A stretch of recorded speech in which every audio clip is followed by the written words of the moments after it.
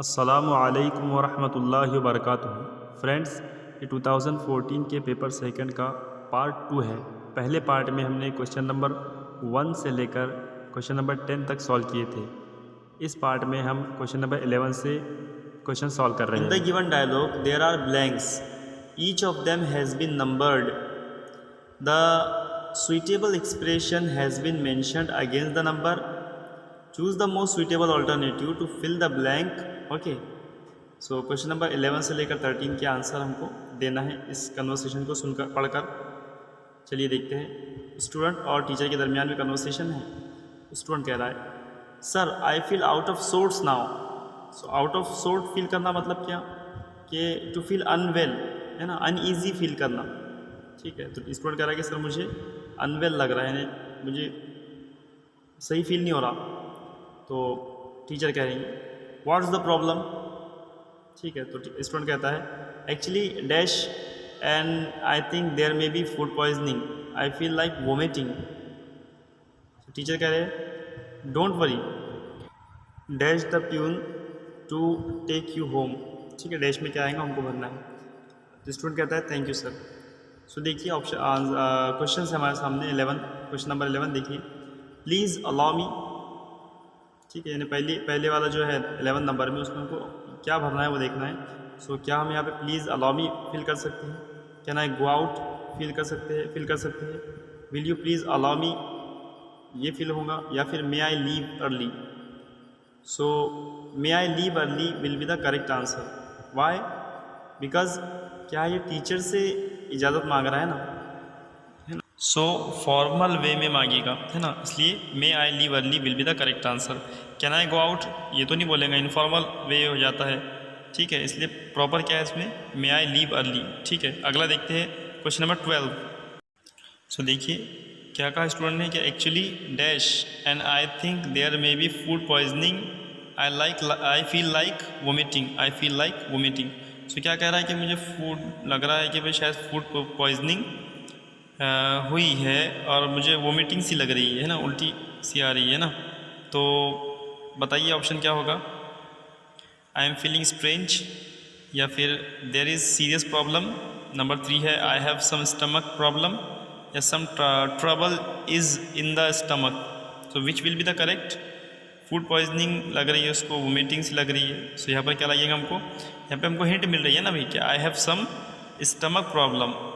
ठीक है, चलिए आगे बढ़ते हैं। क्वेश्चन नंबर 13 देखते हैं। टीचर कह रहे हैं, don't worry, dash the peon to take you home. So देखिए, और where is the peon, teacher उसको तो नहीं पूछेंगे वेयर इज़ द प्यून। ठीक है, आई एम आस्किंग, और फिर यू मे गो टू, और someone call. So don't worry, someone call the peon, ये भी रॉन्ग हो जाएगा। Don't worry, you may go to the peon, ये भी ठीक है, नहीं होगा। इसलिए आई एम आस्किंग, यानी मैं बोलता हूँ, मैं या फिर मैं बुलाता हूँ। Don't worry, I am asking the peon to take you home, मैं प्यून से कहता हूँ कि वो तुम्हें कहाँ ले जाए, घर ले जाए। It will be the correct answer. So option number 2 it is the correct answer. Now let's see question number 14, choose the most correct alternative.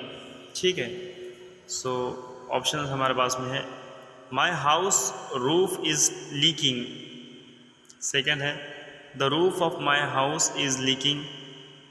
और थर्ड है, my house is out of repair. B is the correct answer. ठीक है, कि सिर्फ B he, A B C में से सिर्फ B वाला स्टेटमेंट ही क्या है, सही है। क्यों, पहला क्यों नहीं होगा, इसलिए नहीं होगा क्योंकि माई हाउस रूफ इज़ लीकिंग ये हम बोल नहीं सकते, क्योंकि नॉन लिविंग थिंग के साथ में अपस्ट्रॉफी एस ये ऐसा लगाकर का के लिए इस्तेमाल नहीं करेंगे। अगला है, the roof of my house is leaking, so ये होगा, सही है।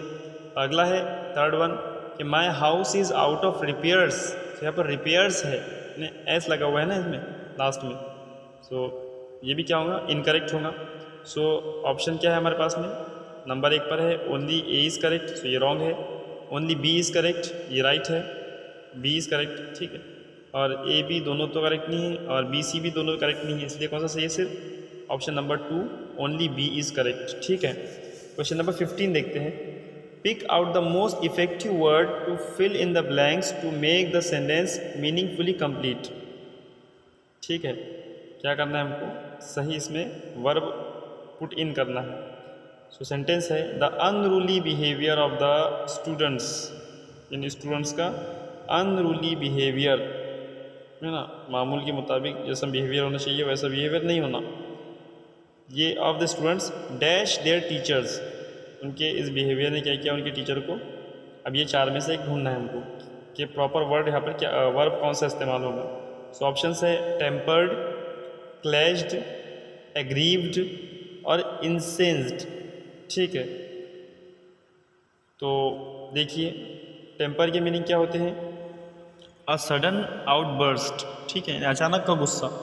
सो टीचर अचानक तो गुस्सा नहीं हुए ना, मतलब एक सिचुएशन है, बच्चों का अनरूली बिहेवियर देखकर वो गुस्सा हुए। ठीक है, अगली चीज़, अगला ऑप्शन है क्लैश्ड। सो क्लैश्ड, टीचर बच्चों से टकराएंगे तो नहीं, ठीक है, ये मीनिंग भी क्या है, ये भी प्रॉपर नहीं है। इसके अलावा एग्रीव्ड, ठीक है, so aggrieved is the correct answer. और क्योंकि चौथा जो ऑप्शन है इंसेंस्ड, इंसेंस्ड का मतलब क्या होता है कि बहुत ज़्यादा गुस्सा होना, means to arouse the extreme anger. तो टीचर क्यों एक्सट्रीम एंगर करेंगे बच्चों से, ठीक है, वो तो बच्चों का खैर ख्वाह होता है ना। So aggrieved is the correct answer. So aggrieved किसी के अनफेयरली ट्रीट करने पर जो गुस्सा आता है उसके लिए क्या इस्तेमाल करेंगे, aggrieved. Question number 16, choose the most appropriate alternative to fill in the blank. तो सेंटेंस है the teacher ordered Kamal to leave the room and dash him to return. ठीक है, सो ऑप्शंस है स्टॉप्ड, रिफ्यूज्ड, फॉरबेड और challenged. ठीक है, so simply हमारे को समझ में आ रहा है कि भाई स्टॉप्ड और चैलेंज तो नहीं होंगे। अब रिफ्यूज्ड और फॉरबेड, सो इसमें से सुइटेबल वाला कौन सा है, फॉरबेड। देखिए स्टेटमेंट पूरा करके देखते हैं, the teacher ordered Kamal to leave the room and forbade him to return. ठीक है, so forbade will be the correct answer. Refuse क्यों नहीं होगा, क्योंकि देखिए फॉरबेड क्या होता है कि मना करना, और रिफ्यूज़ यानी किसी को कोई चीज़ देने से इनकार करना होता है ना। तो यहाँ पर प्रॉपर वर्ड क्या होगा, सही वर्ड क्या होगा यहाँ पर इस्तेमाल, फॉरबेड। ठीक है, now let's see question number 17, choose the correctly spelled word. So word है यहाँ पर दिया हुआ सिंक्रोनाइज। इन सिंक्रोनाइज की स्पेलिंग कौन से वाले सही है हमको वो आइडेंटिफाई कर देखना है, चूज़ करना है। सो पहले वाला रॉन्ग है, ठीक है, कि एस के बाद वाई होना चाहिए था। दूसरे वाला करेक्ट है, ठीक है, और थर्ड वाले में सिंक्रोमाइज हो गया हो, ठीक है, एम तो वो रॉन्ग हो गया। ठीक है, और यहाँ पे सिंक्रोनाइज के अंदर सी के बाद एच होना चाहिए था चौथे में, तो वो भी नहीं है, इसलिए option number 2 is correct, synchronize. Okay, now question number 18, choose the most appropriate alternative. ठीक है, he neglects attending dash church though dash church is only few from his house. So देखिए ही नेग्लेक्ट्स अटेंडिंग, और attending the church suppose अपन ले तो church attend क्यों करते हैं, वहाँ पे इबादत करने के लिए। तो ऐसे हम मस्जिद जाते हैं, कहीं के लिए जाते हैं, ऑफर फॉर ऑफरिंग सलाह। तो मैं कह रहा हूँ ऑफरिंग सलाह, ठीक है।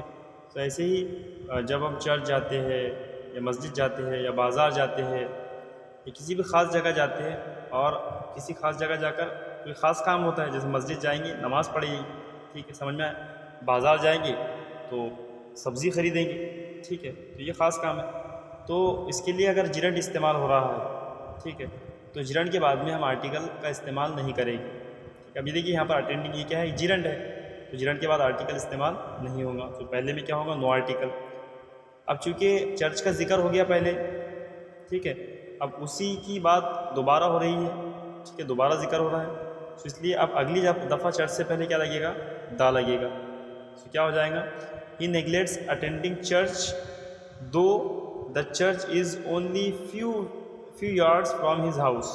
ठीक है, सो पहले वाला ऑप्शन हमारा सही होगा, option number 1, no article the.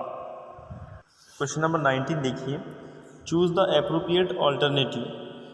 ठीक है, so a man of honour adheres dash his convictions even if others jeer dash him. ठीक है, so a man of honour यानी गैरत वाला आदमी या इज़्ज़त बाइज़्ज़त आदमी, अदर्स चिमटा हुआ रहता है या अमल पैरा रहता है ना, अमल करता है, डैश हिज कॉन्विक्शंस, कॉन्विक्शंस मतलब अकायद। तो क्या मतलब हो रहा है कि एक गैरतमंद आदमी या एक बाइज़्ज़त आदमी अपने अकायद पर अमल करता है, ठीक है, अमल करता है। इवन इफ़ अदर्स, है ना, यहाँ तक कि दूसरे जीर डैश हिम, जीर यानी हंसते हैं, ठीक है, मैंने हंसते हैं, एट हिम, तो यहाँ पर क्या यूज़ होगा, एट हिम, उस पर, ठीक है। जैसे हम बोलते हैं लुक एट, नॉक एट, है ना, स्टेब एट, है ना, तो ऐसे ही जीर एट होता है, ठीक है, कि उस पर हम किसी पर हंसते हैं तो यहाँ पर क्या इस्तेमाल करेंगे, एट। तो क्या हो जाएगा, a man of honour adheres to his convictions even if others jeer at him. So option number 4 is correct, to at. Okay, now let's see question number 20। Choose the appropriate alternative to fill in the blank. ठीक है, पढ़ते हैं। Who dash such a behaviour by. तो देखिए इसके अंदर क्या है, लास्ट में क्वेश्चन मार्क है, यानी क्या है, ये क्या है, WH क्वेश्चन बनाना है हमको। सो देखिए WH क्वेश्चन में हमको पता है कि WH वर्ड के फ़ौरन बाद में क्या आएगा जब भी हम क्वेश्चन बनाते हैं, तो हेल्पिंग वर्ब। सो देखिए अब कौन से वाले ऑप्शन में हेल्पिंग वर्ब्स पहले है। सो ऑप्शन नंबर 3 और 4 के अंदर हेल्पिंग वर्ब्स शुरू में है। इसका मतलब कि ऑप्शन नंबर 3 और 4 में से सही आंसर है। ऑप्शन नंबर 1 और 2 रॉन्ग क्यों होंगे, इसलिए कि इसके अंदर सब्जेक्ट आ गया है शुरू में, ठीक है। सो अब थर्ड और फोर्थ में से एक सिलेक्ट करना है। सो देखिए थर्ड वाला वेयर यू टॉट, ठीक है, और फोर्थ वाला where you been taught. So where you been taught तो नहीं होगा, ठीक है, तो बीन नहीं होना चाहिए था इसके अंदर, इसलिए क्या है, थर्ड वाला ही करेक्ट है। सो क्या हो जाएगा, who were you taught such a behaviour by, ठीक है। So third one is correct. चलिए अगला देखते हैं। In the following passage, there are blanks. Each of them has been numbered. The appropriate alternative has been mentioned against the number. Choose the correct alternative to fill in the blanks. ठीक है, question number 21 से 22, and 21 और 22 के हमको इसमें answer देखने हैं। सो interviews, अब ये पढ़ते हैं इसको। Interviews are very important for all of us. We must face interviews with confidence. There is dash any person who at one time or the other has not faced an interview situation. While interviews are a day-to-day experience for people who dash with others in their daily chores. ठीक है, तो देखिए पढ़ने से हमको hint मिल रही है कि भाई इंटरव्यूज़ किसके लिए बहुत इम्पॉर्टेंट होते हैं और हमको फेस करना चाहिए कॉन्फिडेंस के साथ में। और मुश्किल से कोई शख्स होता है जिसने एक मरतबा इंटरव्यू दिया होता है, या फिर कुछ होते हैं कि जिन्होंने कभी इंटरव्यू नहीं दिया होता है। सो शायद के सेंस में आएगा या मुश्किल से, तो यहाँ पर मुश्किल से, ठीक है, तो इसलिए हार्डली ये सही होगा। और अगला कि while interviews are a day to day experience for people who dash with others, है ना, जो लोग दूसरे लोगों से इंटरेक्ट करते रहते हैं, तो उनके लिए क्या है, ये डे टू डे एक्सपीरियंस है, क्योंकि वो लोगों से उनको बात करने की आदत होती है, लोगों से, है ना, रोज़मर्रा के चीज़ों के ऊपर बातचीत करते रहते हैं, तो इसलिए इंटरेक्ट दूसरे में सही होगा। सो 21 का आंसर होगा हार्डली और 22 का आंसर होगा interact. Now let's see question number 23। So Pranesh is afraid of marriage, his family thinks that he is suffering from. ठीक है, कि प्रनेश शादी से डरता है, तो उसकी फैमिली को लग रहा है कि उसको क्या है, इन चारों ऑप्शन में से देखते हैं, गैनोफोबिया, गेराफोबिया, गाइनोफोबिया या फिर गेमोफोबिया। तो इसका करेक्ट आंसर है गेमोफोबिया, ठीक है, यानी फियर ऑफ मैरिज। अब ये जो 3 ऑप्शन है उसको देख लेते हैं। तो गैनोफोबिया या फियर ऑफ सेक्स, और गेराफोबिया, गेरा जहाँ भी लफ्ज़ आएगा तो हम समझे यहाँ पर कि वहाँ बात किसकी चल रही है, ओल्ड पीपल की। गेरा ये हिंट है हमारे लिए, रूट है ना। तो गेराफोबिया मीन्स क्या हो रहा है कि भाई ओल्ड पीपल का फियर। और अगला है गायनो, तो हमने आप लोगों ने सुना होगा गायनोलॉजिस्ट, कि जो डॉक्टर्स होते हैं वुमेंस हेल्थ के मुतालिक जो स्पेशल डॉक्टर होते हैं ना, तो उनको गायनोलॉजिस्ट कहते हैं। तो गायनो ये क्या है, मीन्स जहाँ पे भी गायनो लफ्ज़ आए आप समझिए कि बात किसकी चल रही है, वुमेंस की, है ना। ऐसे ही एंड्रो लफ्ज़ जहाँ पर भी आए तो आप वहाँ पर समझिए कि भाई मैन की बात चल रही है ना। सो गायनोफोबिया मीन्स फियर ऑफ वुमेन, ठीक है। सो हमारा क्वेश्चन नंबर 23 का आंसर है गेमोफोबिया, यानी fear of marriage. Now let's see question number 24। Question है name the figure of speech in the following line. Name the figure of speech in the following line. Line है failures are the pillars of success. Failures are the pillars of success. देखिए यहाँ पर दो contradict words use हुए हैं, failures और success, ठीक है। सो ऑप्शन देखते हैं। पैराडॉक्स, नंबर 2 है हाइपरबल, नंबर 3 है ऑक्सीमोरन और नंबर 4 है यूफिमिज्म। सो इसका सही जवाब है, इसका सही आंसर है पैराडॉक्स। क्यों पैराडॉक्स?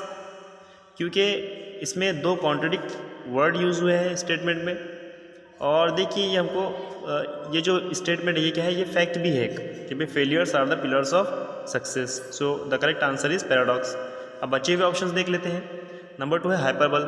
सो हाइपरबल किसको कहते हैं? जिसमें जो स्पीकर है या पोएट है वो क्या करता है, किसी बात को बड़ा चढ़ाकर पेश करता है, एग्जैजरेट करता है। हम उर्दू में बोलते हैं ना मुबालिगा आ रही, तो इसमें एग्जैजरेट करता है। जैसे भाई कहे कि भाई he has tons and tons, ठीक है, ऑफ गोल्ड, या my brother is taller than Qutub Minar. So बड़ा चढ़ाकर बात पेश की गई, तो इसको हाइपरबल कहते हैं। थर्ड ऑप्शन है ऑक्सीमोरन। ऑक्सीमोरन तो ये इसमें ऐसा होता है कि इसमें कॉन्ट्रडिक्ट वर्ड तो इस्तेमाल होते हैं, लेकिन ये बिल्कुल एक दूसरे के बाजू में इस्तेमाल होते हैं, यानी बिल्कुल फ्रेजेस इसके बाजू में इस्तेमाल होती है। जैसे भाई हम अगर कहें कि भाई डेफनिंग साइलेंस, ठीक है, तो आजू बाजू इस्तेमाल हुए वर्ड्स इस तरीके से। और फोर्थ वाला है यूफिमिज्म।